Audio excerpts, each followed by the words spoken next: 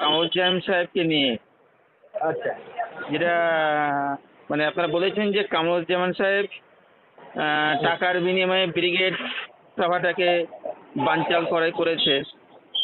অনেক আন্দোলন আছে যেটা টাকার বিনিময়ে তিনি বানচাল করে দিয়েছেন, নষ্ট করে দিয়েছেন, মানুষের আবেগ নিয়ে খেলছেন। এরকম একটা ভিডিও পোস্ট হয়েছে। আপনি কি বলছেন? আমি সংখ্যালঘু যুব ফেডারেশনের বসিরহাট নম্বর ব্লকের সম্পাদক বলছি। আচ্ছা, কামরুজ্জামান সাহেবের ভালো কাজে আমরা সমর্থন করি, ওনার সঙ্গে আমরা যাই, ওনার ভালো কাজগুলো আমরা প্রচার করি।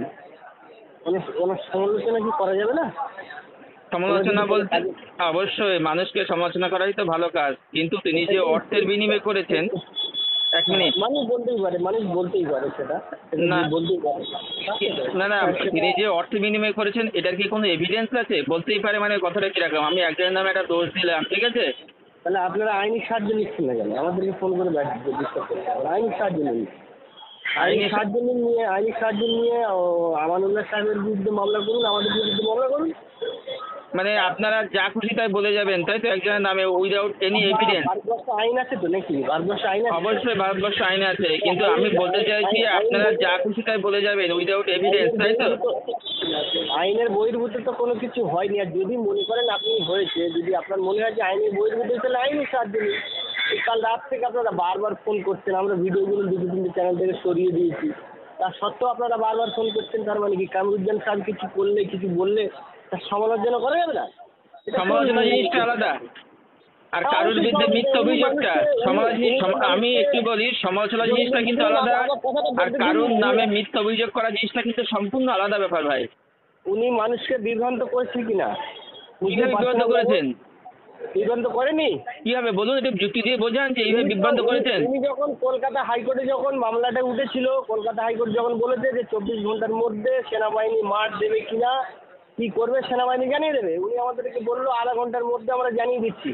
তারপরে আমরা ভাষা পরিষদ বিল্ডিং গেলাম 2 ঘন্টা পরে, উনি বললেন 4-5 দিন পরে আমরা জানিয়ে দেবো ব্রিগেডের কবে ডেট হবে, কবে সভা হবে।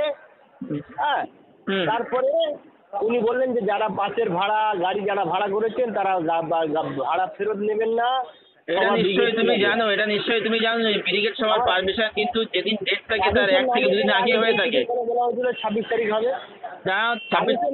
পারমিশন না নিয়ে বলা বিয়ের এই কথাটা পুরো গর্ধবের মতো হচ্ছে। পারমিশন নিয়ে তো কখনো ব্রিগেড সভা হয়নি ইতিহাসে। তুমি কখনো পেরেছো? তোমার কোনো সংগঠন, তোমার কোনো চ্যানেল পেরেছে? হ্যাঁ, বিয়ের দিন তারিখ ঠিক করেন। বিয়ের দিন তারিখ ঠিক না করলে আপনি মানুষকে নেমন্তন্ন করবেন? দিন তারিখ এটা বাড়ির মেয়ের বিয়ে নেমন্তন্ন না যে আমি যে অনুষ্ঠানটা করছি। এটা শোনো, ব্রিগেড। হ্যাঁ, আপনারা বারবার ফোন করে ডিস্টার্ব করছেন কেন? কি জন্য? কি আপনাদের উদ্দেশ্যটা কি সেটা বলুন তো? আমার উদ্দেশ্য হচ্ছে তোমার মুখ থেকে সত্যি কথাটা শোনা। তোমার কাছে কোনো এভিডেন্স আছে কিনা? তুমি যে বক্তব্যটা রেখেছো তার কোনো এভিডেন্স আছে? আমার এভিডেন্স দরকার নেই। ভারতবর্ষের আইন কানুন আছে, আপনি আমাদের বিরুদ্ধে ব্যবস্থা নিন। জান, আপনি আমাদের বিরুদ্ধে ব্যবস্থা নেন। তাহলে আমরা বলতে শুরু করি যে তুমি একটা লম্পট, এটা বলা শুরু করি। তোমার কথা বক্তব্য না, তাহলে আমরাও তাহলে বলি যে আমরাও তাহলে বলি তুমি যে লম্পট, সেটা তাহলে আমরা প্রচার করি। না, তুমি যেটা লম্পট চ্যানেল, তোমার সেটা প্রমাণ, তাহলে আমরা যদি সেটা প্রচার করি। এ দেখুন না, আপনার মতো না কত চুনোপুটি না আমার পদের তলা থেকে যায় আর আসে, বুঝতে পারছেন? ওইটাই তো কত পদের তলা থেকে যায় আর আসে। আপনি আমার নামে মামলা করবেন, জান। ইউটিউবার যদি ফোন করে যায় সব ভিডিওগুলো চাপ তো দালালি করো খালি। কে দালালি করছে? দালালি করেন নাকি?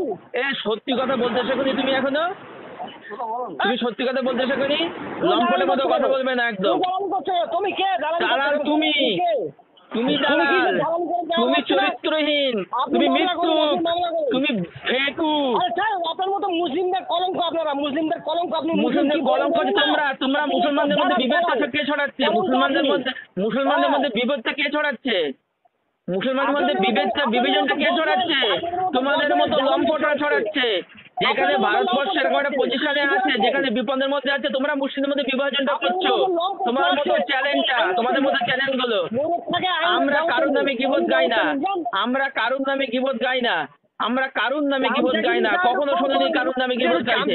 তোমরা কিবোধ গাইছো, তোমরা লম্পটের মতো কাজ করছো। কম করুন, বুঝতে পারছেন? আমি তো বলছি সবার আছে, আপনারও স্বাধীনতা আছে। না না, বিভাজনটা তোমরা করছো, কিন্তু বিভাজনটা সম্পূর্ণভাবে মুসলিম পার্সোনাল পুরো বিভাজনটা তোমরা করছো, ঠিক আছে? আপনি তুমি আমি যাই হই না কেন আরে রাখুন, বিভাজনটা আপনার সাথে কথা বলতে আমার রুচিতে বাধে, রাখুন। আরে